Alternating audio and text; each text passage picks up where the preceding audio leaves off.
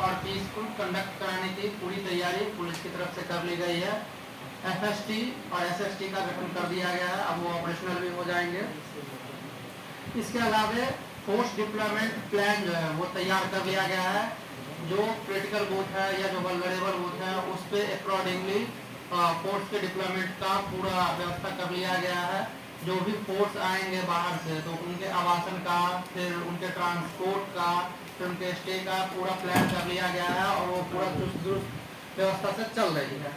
EVM machine का कहाँ पे स्टेशन करना है, फिर वो कैसे बूथ तक जाएंगे, फिर उनको वापस कहाँ स्टोर करना है, फिर उसकी जो पूरी सुरक्षा व्यवस्था है उसका पूरा प्लान कर लिया गया है, पूरा मैप तैयार कर लिया गया है और जीरो टॉलरेंस के साथ उसको इम्प्लीमेंट किया जाएगा। जो हमारे इंटर स्टेट और इंट्रा स्टेट बॉर्डर है उसमें जो भी जहाँ पर भी नाका की जरूरत है वहाँ पे नाका के लिए स्थान चिन्हित कर लिया गया है और बना दिया गया है। जो कोऑर्डिनेशन की जरूरत है इंटर स्टेट और इंट्रा स्टेट बॉर्डर में तो उनके साथ कोऑर्डिनेशन मीटिंग कर लिया गया है। पास वाले डिस्ट्रिक्ट और पास वाले अदर जो कंट्री हैं उनके पुलिस फोर्स के साथ कोऑर्डिनेशन कर लिया गया है और कोऑर्डिनेशन करके जो भी मादक पदार्थ हैं या कैश या प्रीशियस मेटल वगैरह का मूवमेंट है उन सब पे काफ़ी कड़ी नज़र रखी जा रही है और सघन छापेमारी की जा रही है।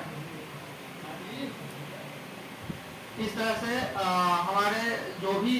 बिंदु पे पुलिस को तैयार करने की तैयारी करने की जरूरत थी वो सारे बिंदु पे हम चुस्त दुरुस्त और कंप्लीट व्यवस्था के साथ चुनाव को शांतिपूर्ण ढंग से कराने के लिए पूरी तरह से तैयार है। यहाँ पर बगल में इंडो नेपाल बॉर्डर है, वहाँ पर क्या तैयारी की गई? उसके लिए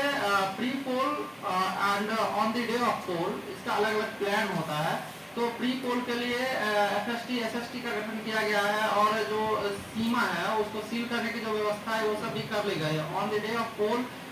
जो सीमा होते हैं वो पूरी तरह से सील होती है तो उसके लिए भी पूरी व्यवस्था कर ली गई है। जो उस तरफ जो नेपाल के पुलिस फोर्सेज है और जो हमारे इधर के पुलिस फोर्सेज है उनके बीच में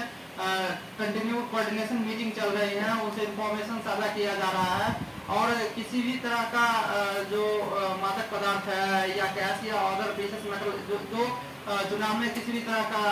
डिस्टर्बेंस पैदा कर सकते हैं उस पर कड़ी नजर रखी जा रही है दोनों तरफ के फोर्सों के साथ कोऑर्डिनेशन करके और इसके लिए लगातार छापेमारी की जा रही है। सर आपका साइबर सेल कैसे काम करेगा इस साइबर इसके लिए स्पेशल साइबर सेल का गठन किया गया है जो चुनाव में किसी भी तरह का अफवाह, फेक न्यूज या भ्रामक न्यूजों पर ध्यान रखा जाएगा। इसके लिए साइबर पेट्रोलिंग की भी व्यवस्था की गई है और इसके लिए साइबर थाना में जो एक्सपर्ट हैं उनको भी इंस्ट्रक्शन दिया गया है और इसके अलावा साइलेंट आवर में जो प्रावधान है उसको भी